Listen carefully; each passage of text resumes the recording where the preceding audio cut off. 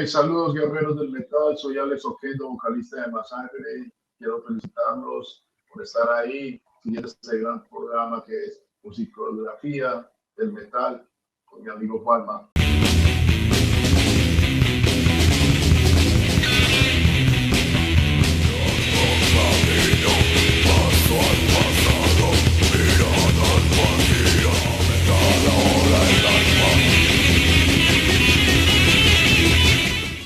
Hey, ¿qué pasa, cracks? Bienvenidos, bienvenidas un día más a Musicografía. En esta ocasión tenemos un ilustre invitado porque estamos aquí con Alex Oquendo de Masacre. ¿Cómo va todo por allí, Alex? Hola, ¿cómo estás? Es un gusto poderte saludar, saludar a toda la gente a través de este programa, de tu canal. Y estamos muy emocionados porque ya pronto estaremos ahí masacrándolos. Con muchas ganas, ¿no? Me imagino de venir a España. Emocionadísimos. Esta es la segunda vez que vamos. La primera fue por allá en el 2006, creo que fue.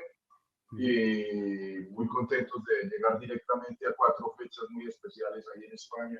Luego recorrer toda Europa, que para nosotros siempre ha sido un gran sueño y que por fin se hace realidad. Vais a tocar incluso en el infierno de Noruega, ¿verdad? Vamos para el infierno. Después de salir de España, vamos al infierno. Y ya luego vamos a hacer un recorrido por toda Europa. Qué bueno, qué bueno. Pues nada, vamos a hablar un poquito de todo en general, tanto de los conciertos como también un poco de la historia de Masacre, de la historia de los discos y demás. Así que nada, quiero empezar preguntándote, en tu opinión, ¿qué tuvo Masacre que no tuviesen las demás bandas para que la gente asocie metal extremo y Colombia y seáis el primer nombre en salir a la mente junto a otros como Parabellum, como Reencarnación y demás nombres? Bueno, yo creo que son varios aspectos. Más directamente o el más importante creo que es la, la conexión, sobre todo de letras, ideología, el contexto de nuestros temas que hablan de una realidad que sucede en Colombia y que, como yo siempre lo he dicho, pues va muy compaginado con lo que es metal y muerte, o sea, death, metal. O sea, es esa fusión perfecta de hablar de una realidad que vive mi país, que no es desconocido para ninguno en este planeta. Colombia es tal vez uno de los países más violentos y un país que ha vivido un proceso de democracia muy difícil y unas realidades que nos han apoyado y nos han afectado mucho durante toda la vida. Y no podemos ser ajenos a no construir y hablar en contra de todo eso. Entonces yo creo que esto hace parte de que Masacre sea algo diferente en el metal del mundo. Lo otro es que somos una banda sudamericana y tenemos todos esos componentes de una estructura musical muy sudaca, muy brutal. A veces sus inicios fue un poco más primitivo el sonido, pero que obviamente pues al pasar del tiempo pues la práctica, la constancia, el estar dándole continuamente, que hemos parado durante 35 años, pues ha hecho de que nuestro sonido sea aún más maduro, más fuerte. Y yo creo que cuando la gente ve Masacre en vivo, pues se lleva esa impresión de que se encuentra como con un camionado de muerte frente a su cara. Sí, de hecho es algo que se ve incluso a través de internet. En mi caso va a ser la primera vez que os vea en directo y no me quiero imaginar cómo va a ser en vivo. En vivo aquí decimos que va a ser un campo de guerra. Así tiene que ser, así es, hermano, claro. Muy bien, pues quería comentarte también, ¿te viene la pasión por la música de algún sitio o los pasos los fuiste dando tú solo? No sé, por ejemplo, alguien de tu familia que tocas algún instrumento, coleccionas vinilos, te metes un poquito en este mundillo, cuéntame. Mira, mi casa ha habido mucho todo esto que es lo musical. Mi abuelo pertenecía a una banda, lo que llamaban acá bandas de guerra de pueblo, que tocan instrumentos como trompetas, tambores. Mi abuelo tocó una trompeta en una banda de guerra acá en un pueblo. Mi madre tocaba guitarra, lira, fue bailarina cuando estaba joven. Eh, y yo he despertado mucho la pasión por el arte. Me gusta pintar, me gusta escribir, me gusta cantar, me gusta estar creando, estar moviéndome en el arte. es como lo que me ha permitido esa libertad de poder expresarme. Y básicamente fui descubriendo en la radio, cuando estaba muy joven, lo que me impactaba, digamos, era más el sonido fuerte en aquella época. Era oír 10 canciones, las 10 favoritas de la semana, y ahí estaba Gary Newman, estaba The Police, estaba ABBA, pero de repente está Black Sabbath o Led Zeppelin. Entonces, eso ahí mismo, como ustedes dicen, me flipió y dije, wow, ¿qué es eso? Y ahí empieza como a nacer ese interés y ese cariño por la música. Luego empezaba ya a comprar mis primeros discos. Siempre que me decían en mi casa, ¿quieres algún regalo de Navidad? ¿Quieres algún regalo de tu cumpleaños? Siempre pedía un vinil y de esa manera fui entregándome por completo mi vida en la música. Estoy hablando de eso fue cuando yo tenía 10 años y ahora ya tengo 50, entonces ha sido todo un proceso de una vida. ¿Recuerdas cuál fue el primer vinilo que compraste? Sí, compré el que me regalaron, el primero fue el Dynasty de Kiss en el año Mm. 78 y ahí fue cuando quedé loco con esta banda. Una banda que he seguido por toda la vida, pero obviamente con un fanatismo y una pasión más hacia el Kiss de los 70. Muy bien. Pues nada, ahora que estáis a puntito de venir a España, como decíamos, o sea, a tocar canciones que marcaron también a toda una generación, ya te digo que hay mucho público colombiano que tiene unas ganas de veros locas. De hecho, estuve hablando ayer con algunos y quería preguntarte acerca de eso, del tema de los conciertos. ¿Qué cambios ves tú con respecto a los tiempos del concierto, no sé, de Manizales, que fue en el 90 o en el 91, ¿no? ¿Verdad? Y los 91, sí. tiempos en el 91, ¿verdad? Y los tiempos que corren ahora. ¿Qué diferencia ves entre cómo se hacían conciertos antes y cómo se hacen ahora? Mira, antes era algo muy improvisado, era algo, no era como de una manera tan profesional, tan directa, como tan construido hacia alrededor de ser un buen show, un buen espectáculo. Muchas veces nos subimos muy borrachos a tocar y lo hacíamos más como de estar ahí en medio de toda la locura. Ahorita hay un respeto enorme por el público, ahorita hay una preparación más para entregarle a la gente un buen show, un buen espectáculo, que la gente quede a gusto y que la gente quede muy impresionada realmente con lo que ha hecho la banda. Y básicamente quienes más juzgan somos nosotros mismos, la banda que siempre quiere dar un buen show, nosotros mismos nos exigimos mucho y hay una gran diferencia en cuanto a eso, a toda esa preparación, al público también, que el público ya sabe lo que espera. En aquella época, pues la gente apenas estaba empezando a vernos, a descubrir que éramos una banda de death metal, que estaba tratando de construir sus primeros pinitos para poder darle una trayectoria a la banda. Y ahorita la banda ha cogido una trayectoria enorme, grande. Hemos ganado un gran público, nos hemos ganado un gran respeto también. Eh, Creo que a diferencia de otras bandas en otros países, pues nos hemos demorado un poco más, tal vez por la situación misma del país en el que vivimos, que fue un proceso lento para poder salir de Colombia y podernos dar a conocer. Sí que son muchas cosas, pero ahorita nosotros estamos muy emocionados porque sabemos que ya tenemos un público, nos hemos ganado un público y ese público, como tú dices, ahí en España, pues está emocionado de vernos y nosotros aún más emocionados y excitados de poderles tocar y poder estar con ellos compartiendo. Muy bien. ¿De alguna manera piensas que los conciertos de antes a lo mejor tenían un extra de, no sé, de peligrosidad, por decirlo así, con respecto a los tiempos que corren? Porque esto sí que lo he hablado con algunos músicos, sobre todo de Perú, por ejemplo, y me lo han comentado. No sé si allí sucedía lo mismo. Claro, Colombia yo creo que era el más peligroso en su época. Mira que nosotros nos movíamos en aquella época para ir a Manizales, todo era por carretera. Colombia la anduvimos toda en carretera, incluso hicimos una gira en toda Sudamérica en el 2004 y fue todo en bus, autobús. Y estamos hablando de viajes de 36 horas, 40 horas continuas en un bus, con derrumbes, con asaltos de paramilitarismo, de guerrilla, con tomas donde nos decía el conductor del bus, nos decía, hasta aquí los llevo porque más adelante me dicen que hay una toma guerrillera y no puedo continuar.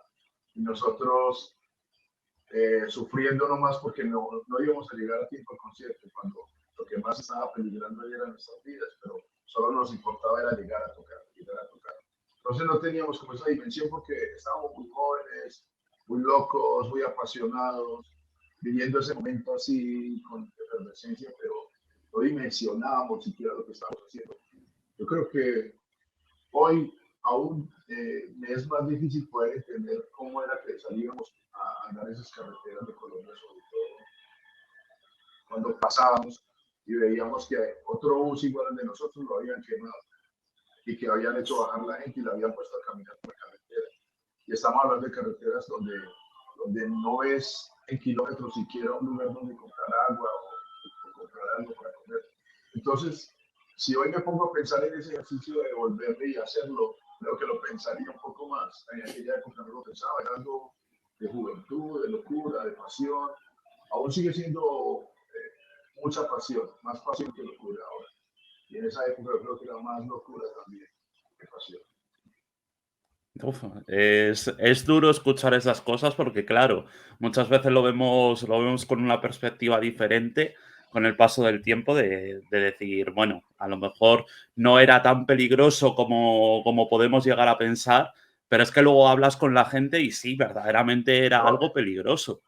era horrible, es que tú no te imaginas llegar y una vez nos tocó llegar en una camioneta donde íbamos y un tipo nos paró y nos dijo, oye, les hice, un tipo que no está ni uniformado ni nada, y llega y nos dice, les hice una puta señal, ¿por qué no pararon?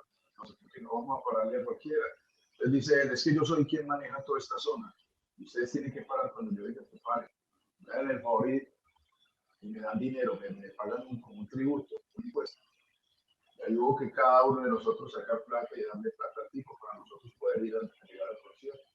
Si no le dábamos el dinero al tipo, nos detenía ahí, quién sabe, nos había fusilado, nos había desaparecido. Las realidades de Colombia básicamente son muy crudas y a veces como que mucha gente las podrá ver en películas, pero aquí prácticamente estamos haciendo la película que es la real. No es Hollywood, es Colombia. Y Colombia vive una realidad realmente muy dura. ¿Sabes de grupos a los que le sucediese algo verdaderamente trágico? No, no, porque no conozco muchas bandas que han vivido muchas cosas así, sobre todo porque muchas ya han desaparecido. Nosotros estamos hablando de haber tocado hace 32, 33 años cuando estábamos empezando.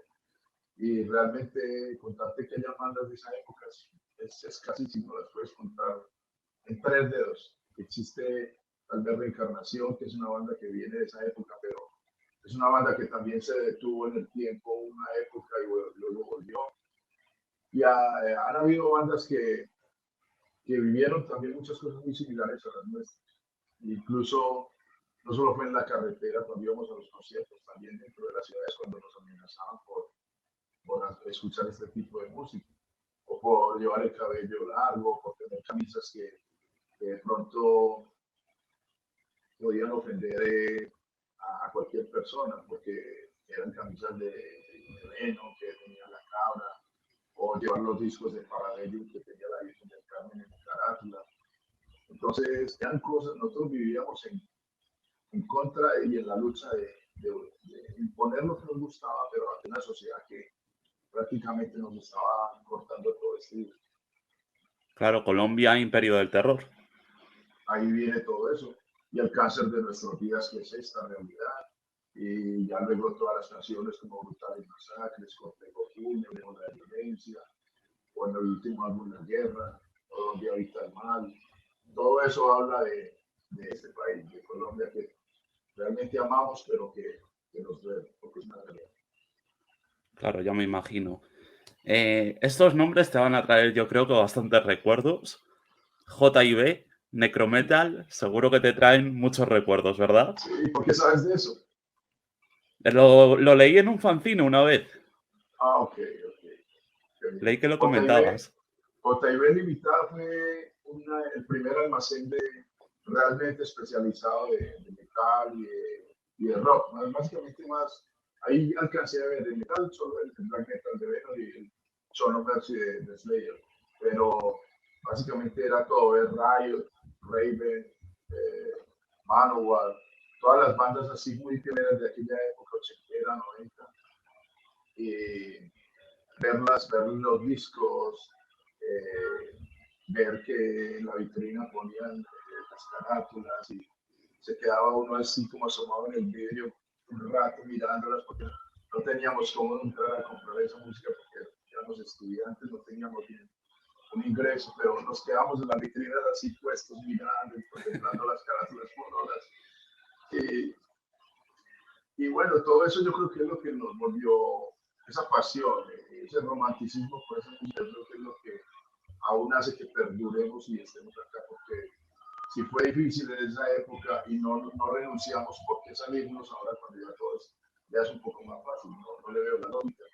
Y es más, haber gastado más de 20, 30 años de tu vida entregados al sonido y a la música y de repente, porque llegó una mujer o porque conseguiste un trabajo o porque alguien te dio un motílate, realmente el sentido. Por eso, básicamente, cada vez hay que estar más fuertes metidos en esto de la música y el sonido del metal. Y bueno, y volviendo a la pregunta, pues Necrometal fue una revista que yo hice en el año 89 con Mauricio Montoya Bulmetal y hicimos 3 números. Fue la primera revista o primer magazine que se hizo en Colombia de metal. Y de ahí ya la gente comenzó a copiar el módulo de hacer los magazines y eso dio una estructura bien buena porque no solo era ser los únicos y los pioneros, sino como hacer que todo el mundo se cree también sus propias revistas y la escena crezca, que eso es básicamente lo que nos gusta de todo esto. ¿Qué es lo mejor que guardas de Necrometal? El nombre lo saqué yo, pero y el logo también lo creé yo, porque era como que queríamos poner un level metal, pero no queríamos que se quedara como tan generalizado, entonces era como pensar en algo y al pensar que necro es la muerte, metal de la muerte, hicimos esa fusión y creo que de ahí salió el nombre. Incluso Necrometal era el nombre que se le iba a dar al demo de Masacre, pero luego pensamos que no era como tan directo. Mauricio Montoya fue quien dijo, no, pongámoslo Colombia, Imperio del Terror. Y vámonos con todo directo, Colombia. A día de hoy, sin duda, es un acierto. O sea, también porque a lo mejor es el nombre que tenemos asociado, pero Sí, sí. te iba a preguntar, bueno, me has dicho que solo llegaste a comprar 2 vinilos en J&B, o sea que no fue ahí donde comprasteis el Death Crash de Mayhem, Bull Metal y tú, ¿verdad? No, ahí no fue. Porque cuando cerraron la tienda muy temprano y no había salido el Dead Cross de Mayhem. El Dead Cross lo conseguí con un amigo que vivió en Estados Unidos. Básicamente la familia, él, creo que eran como metidos como en el narcotráfico y entonces eran de esos pocos colombianos que podían viajar y estar ahí. Y, y aquí en esa época era muy común que todos escucháramos heavy metal. Y él empezó a viajar y allá compró, él dice que tocó en una tienda en Nueva York, yo creo que era bajando en unas escalas y te vendía la música como casi como vendiendo droga porque te decían, eran como muy celosos con lo que vendían, entonces decían, aquí hay cosas, pero no se las vendemos a todo el mundo. Entonces le mostraron el Mayhem, se lo sugirieron como que era una buena banda y él la trajo como porque le habían dicho que era bueno. Cuando la escuchó, él dijo, no, eso no me llega a mí, es demasiado estridente. Entonces yo le compré el disco y cuando le compré el disco se lo mostré a Mauricio. Mauricio lo escuchó, lo escuchamos y no, realmente no fue muy fácil digerirlo porque nosotros veníamos de oír bandas también muy pesadas, pero Mayhem sonaba muy brutal. Y nos llamó mucho la atención que venía la biografía, venía el bono que uno llenaba para decir qué número de copia teníamos y de dónde éramos. Mauricio, como manejaba el idioma del inglés, lo llenó, hizo una carta y la mandó a Mayhem, y de ahí nació toda esa historia que es haber entrado en contacto con ellos, haber mantenido una gran amistad, capearnos todo el tiempo, mostrarle Masacre, mandarle bandas de Colombia y en sí como alimentarlos de todo nuestro sonido también. ¿Cuál es la carta que más recuerdas a la hora de intercambiaros?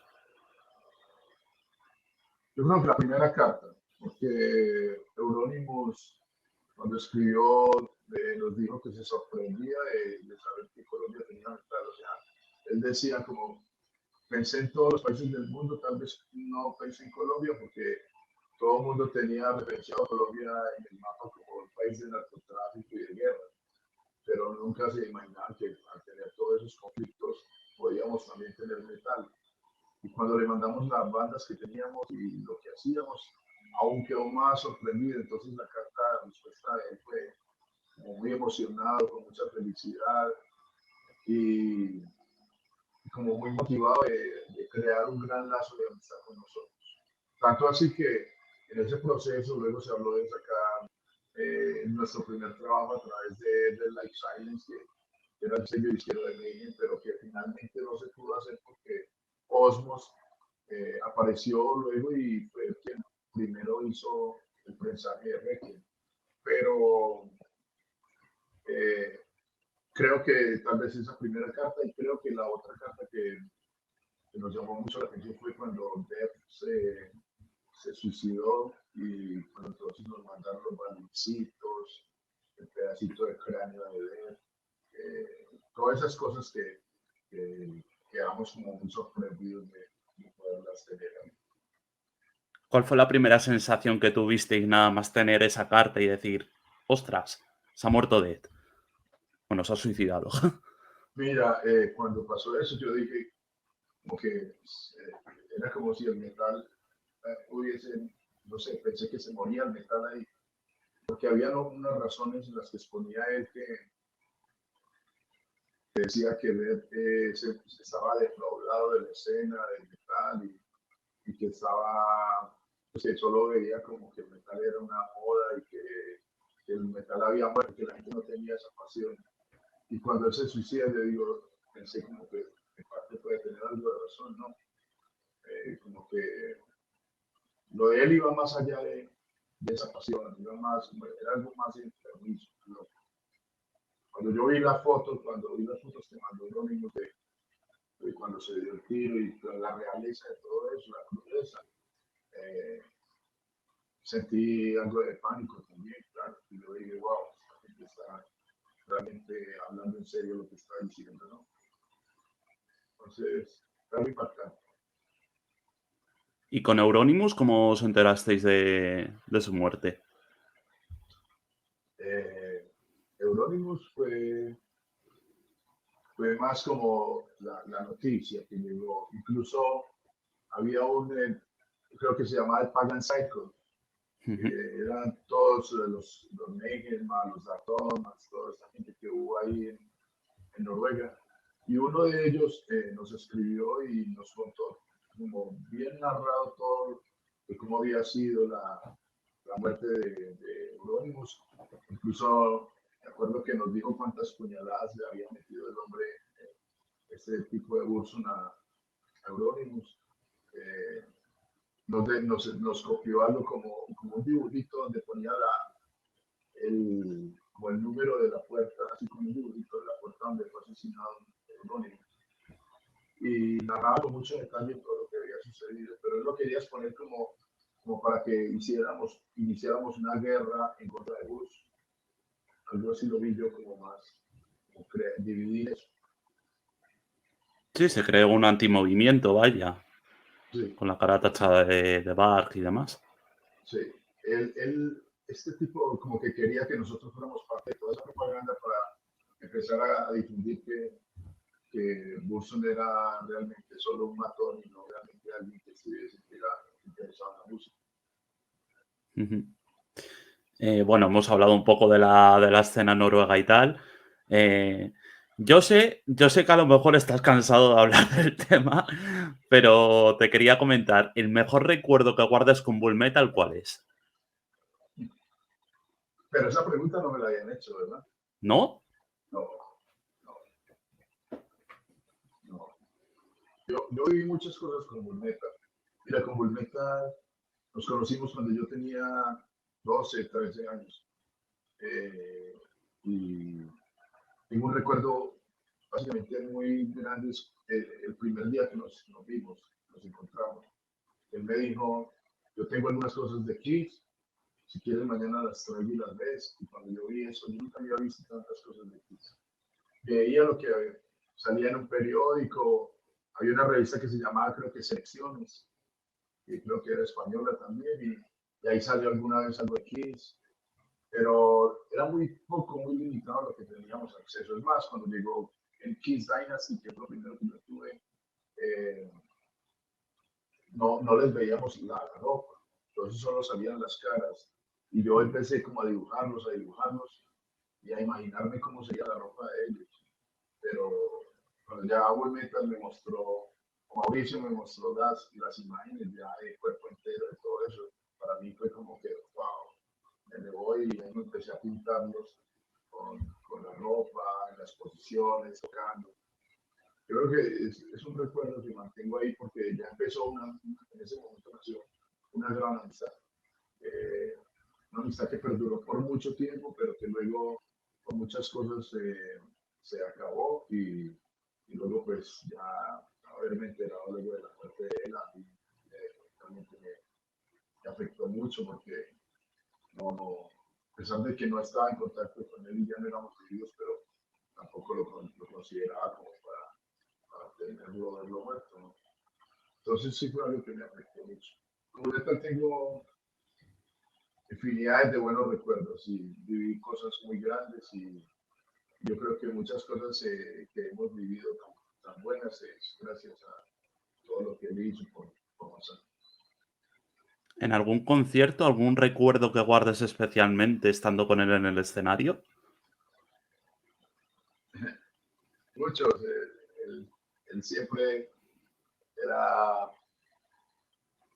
hacía muchas bromas ahí tocando en el escenario, siempre me miraba y me hacía como, ahí sacaba la lengua y hacía como, Alex, Alex, me decía, y yo tenía que voltear en vivo, yo decía, puta, no me llames, que yo estoy entregado a la gente, nadie hace, mírame, mírame, y hacía así, como que brutal, brutal.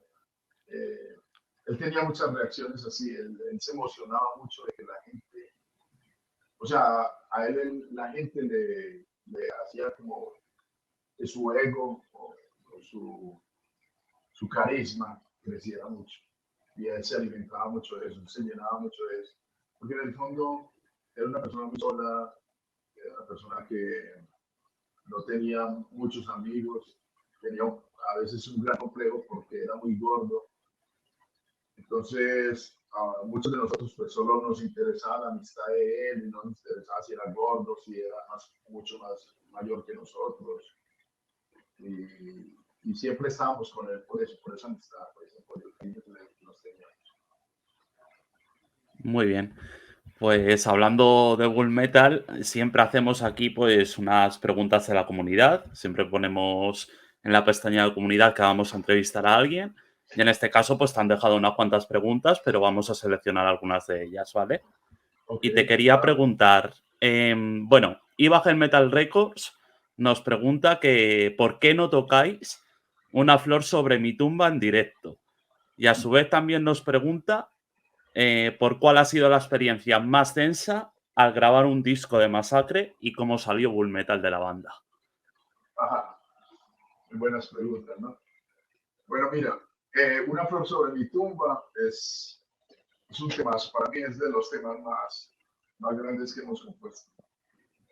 Y nosotros hemos estado pensando en montar todo ese álbum y hacer como una gira especial de Barbarie y Sangre de Gloria de Cristo.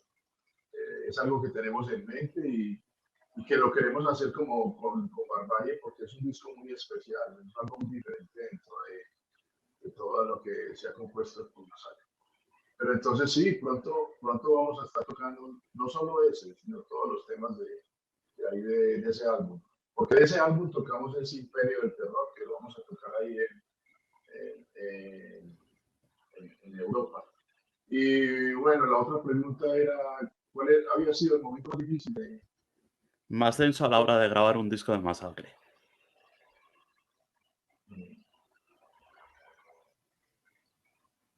No sé, digamos que en algún momento, porque los presupuestos sobre todo, eh, es algo muy difícil, es pensar que vamos a entrar al estudio, porque acá es difícil y es costoso, o era costoso, ya no es costoso porque muchos acá tienen tarjeta de sonido, pero en aquella época entrar a un estudio era difícil, y ya ibas con un pago para unas horas limitadas, entonces era como que casi que darle, y a veces pasan muchos errores por encima que hoy por hoy los notamos más aún. Y, y eso yo creo que ha sido como lo más difícil, porque realmente estar en grupo, estar en la sala, estar grabando, para nosotros es una diversión total. Y la disfrutamos y no te imaginas lo que pasa y es increíble. Pero tal vez lo más duro es saber que se llegan con limitantes para una banda como de tercer mundo como somos nosotros. La otra pregunta que nos decías, ¿cómo salió Bull Metal de la banda?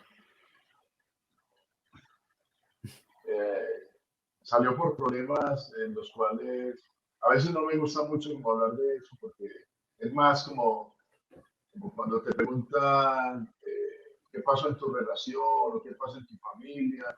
Son cosas así como más nuestras, más privadas, pero básicamente, digámoslo así, que ya no había confianza.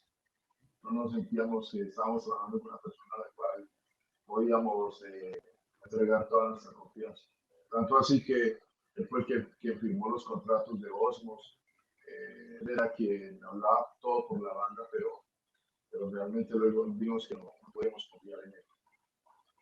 Claro.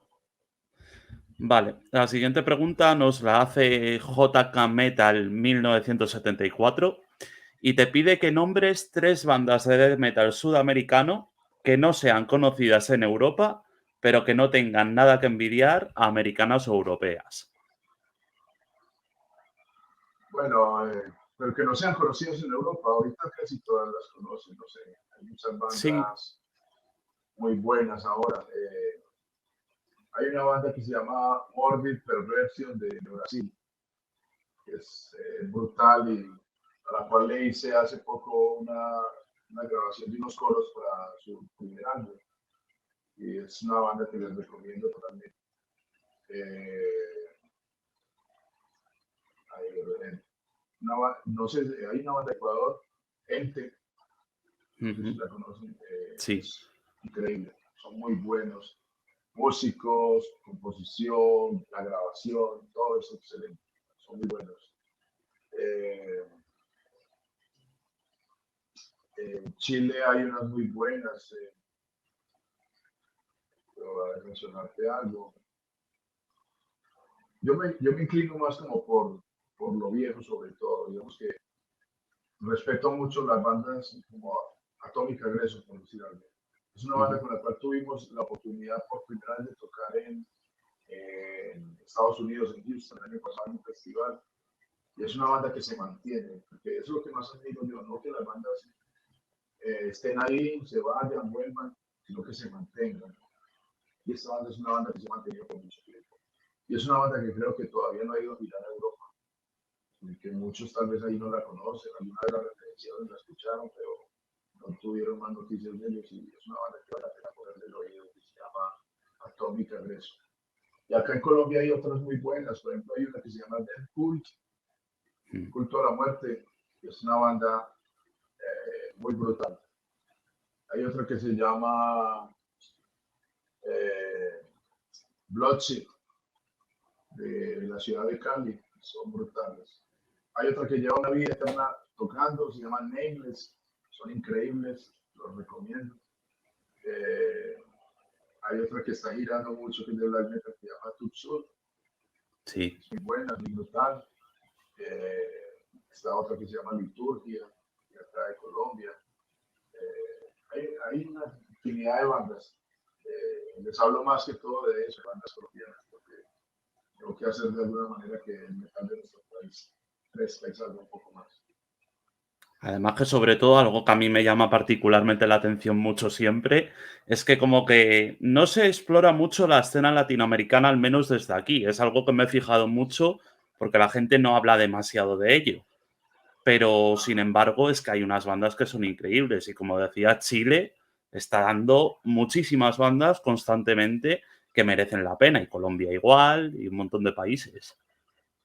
Sí, Chile yo creo que es la escena que ahorita está manejando la parada aquí en Sudamérica, porque los chilenos están locos, están haciendo cosas increíbles.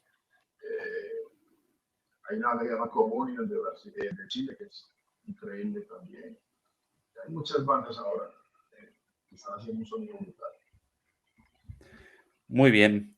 Y por último, de las preguntas de la comunidad, nos dice Carlos Andrés Manrique que ¿qué ha cambiado en tu pensamiento en cuanto al mundo que te rodea conforme has ido creciendo y madurando? Mira, yo me imaginaba que este mundo era sucio, cochino y perverso, pero es más asqueroso de lo que me imagino. Es peor. Y por eso yo creo que me mantiene como aún más el odio, la rabia, al momento de gritar mis canciones, me alimento mucho de toda esa realidad y yo creo que eso es lo que me mantiene aquí como con ese compromiso de tener que seguir haciendo ese sonido brutal, seguir denunciando, seguir contando. Me mantiene eso muy fuerte. Eso me hace como que tengo un compromiso. A nivel dentro del metal extremo, ¿te mantienes con el mismo pensamiento que cuando eras joven o...?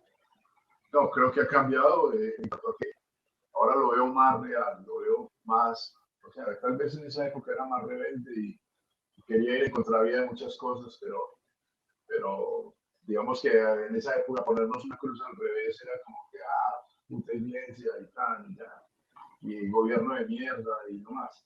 Pero ahorita que ya sé qué es votar, qué es mercar, qué es vivir, qué cuánto valen las cosas, cómo es una puta iglesia, cómo convierten a los niñitos, cómo abusan de los niños, cómo abusan de los ancianos, cómo hacen todo eso, esa doctrina, cómo los políticos mienten de esa manera tan horrible y se pueden montar a unos cargos donde finalmente ellos salen ganadores y el pueblo que es el que los sube es el perdedor.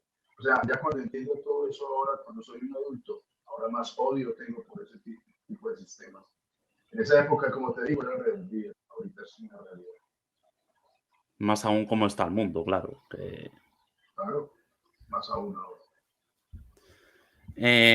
Esta te la pregunto ya ahora, aunque también me la han preguntado, obviamente te lo podrás imaginar.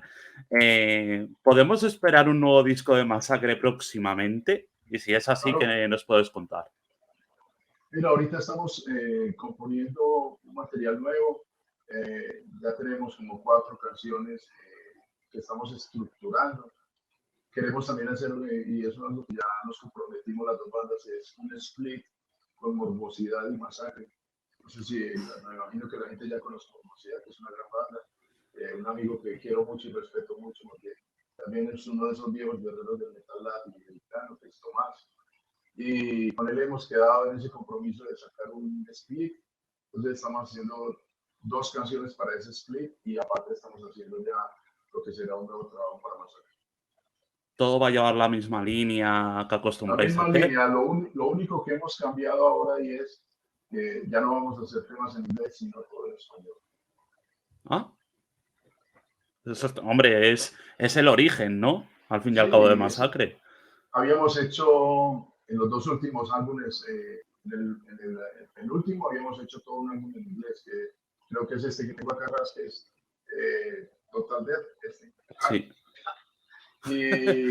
Y ahora, luego fue Brutal Aggression, que ahí hicimos temas en español y en inglés, pero ya queremos como mantenernos en esa línea del español, porque como tú dices, pues somos una banda que nació con esta lengua en sus canciones y queremos mantenerlo porque eso nos dio también como ese punto de originalidad.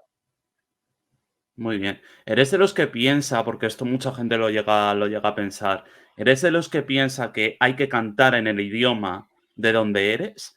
Que si no se pierde No, un poco la identidad de lo que es la banda. no, no, no, no. No, eso, hay muchos motivos por los cuales tú cantas en inglés. Eh, Mucha gente busca una proyección internacional más grande, más fuerte. Otros solo quieren transmitir su mensaje para ellos mismos y para su propia zona o país o lengua. Otros queremos como darnos a conocer más masivamente y poder llegar a que la gente entienda las realidades también. Porque eso es uno de los motivos también por los cuales hicimos un álbum en inglés completo y era que queríamos que el mundo supiera o se enterara de qué era nuestro contexto lírico, el masacre. Y mucha gente afuera entendió qué era, cuál era la temática nuestra y cuando ya hacemos este tipo de entrevistas y hablo tanto de todo ese sufrimiento de esta sociedad, en lo político, en lo religioso, en la problemática del narcotráfico, de guerrillas, paramilitarismo, todo eso, la gente ya sabe de qué estamos hablando. Y eso es importante que el mundo lo sepa. Que no lo vea solo en noticias, porque a veces las noticias ahorita te están mostrando que Colombia es el país más bello del mundo, donde la gente es feliz, donde ya no existe casi que el narcotráfico, que ya se hizo un acuerdo de paz con las guerrillas. Eso es pura mierda, eso es querer maquillar, echarle como una loción a una mierda. Eso es, ahí está, ahí sigue siendo lo que es. Propaganda pura y dura. Ajá, así es. Vale, pues Alex, antes que nada ha sido un honor, un verdadero placer el compartir esta charla contigo y en nada de tiempo nos veremos en persona en la Sala Silicona de Madrid. ¿Ganas de estos conciertos o qué? Emocionado, hermanos. Tú no te imaginas, ya casi ni puedo dormir porque estoy pensando, ya quiero estar ahí. Todo el tiempo ya estoy planeando, no sé, estar con la gente, darle la gratitud a muchos que yo sé que van a decirme. La última vez que los vi fue hace 20 años, 15 años, 10 años. Tócame esta canción, quiero que, no sé, que grites, que me des el micrófono y cantar contigo. Todas esas cosas que hacen ese ambiente único y real que tiene el metal. Eso es increíble. Y muy feliz, muy emocionado de verdad de poder que los primeros conciertos sean ahí en España, antes que en Noruega y que en todos los países de Europa. Más que nada es tener ese contacto con mucha gente que ha vivido la realidad de Colombia, la realidad que tenemos en nuestras letras, que están allá es por culpa de este sistema caótico, de este gobierno de mierda, de una democracia mentirosa, de un sistema falso vendido a una cantidad de problemáticas que han hecho y han obligado a que nuestra gente se tenga que ir a otros países a conseguir un mejor futuro. Y esas letras, yo sé que ellos las viven, las sienten, las llegan. Y a esa gente es la que yo quiero cantarle también. Además, lo bonito en cierta parte, entre muchas comillas, porque de bonito tiene poco, es que también existe esa posibilidad. Vuestra música es muy reivindicativa, entonces también hay la posibilidad de que otros países se identifiquen en cierta manera también con lo que estáis cantando. O sea, porque estén pasando un periodo político malo, social económico, lo que sea, ¿no? Y yo creo que básicamente el mundo ahora está viviendo un sistema económico muy difícil. Estamos saliendo de unas crisis muy horribles, muy tenaces y yo creo que de alguna manera es como poder botar ese odio, esa rabia y poderlo hacer con la música que más nos gusta, que es el metal. Poder vivir un buen momento, disfrutar de una buena amistad, de un buen trago, de un buen show, de una buena temática, una buena letra, de algo que te ponga a pensar un poco, porque no solo el metal es mover cabezas, la cabeza, sino también llenarse en la cabeza de cosas que puedan hacer que este mundo sea menos asqueroso. ¿Conocéis alguna de las bandas con las que vais a tocar aquí en España? Sí, claro, mira, conozco a un del Terror, la banda de Vicente Paya. Vicente es un amigo con el cual me escribí cuando recién había salido Requiem en el año 91. Vicente me escribió, me mandó su foto con el disco, la camisa, Qué bueno. y ahí creamos un lazo de amistad muy fuerte. Tanto así que él fue quien sugirió que, y digo, yo quiero tocar ahí con Masacre. Entonces, para nosotros va a ser una enorme emoción poder estar compartiendo escenario con uno de nuestros amigos, seguidores, una gran persona. Sin duda. Pues nada, Alex, no te entretengo más. Lo último que te voy a pedir es que le digas algo a la gente que está viendo esta entrevista, que te despidas de la manera que quieras. Así que nada, te voy a dar todos los permisos para ti. Juanma, gracias a ti, gracias por este apoyo, por esta oportunidad que me das de estar en contacto con la gente, de poder contarles acerca de nuestra vida y experiencia. Muy emocionado porque estamos a días de poder estar ahí con todos ustedes, de poder disfrutar de su amistad, de sus palabras, poder llevar una parte de Colombia a Europa y demás que sea el metal. Agradezco mucho a todos ahí por el apoyo que nos han dado durante tanto tiempo. Son 35 años, no masacre. Estamos con toda la pereza. Suscríbete por aquí, que lo tienes ahí. Lo estoy dejando a huevo, más fácil imposible. Y aquí tienes más vídeos que sé yo que te van a interesar porque te interesa el metal extremo. Así que dale caña.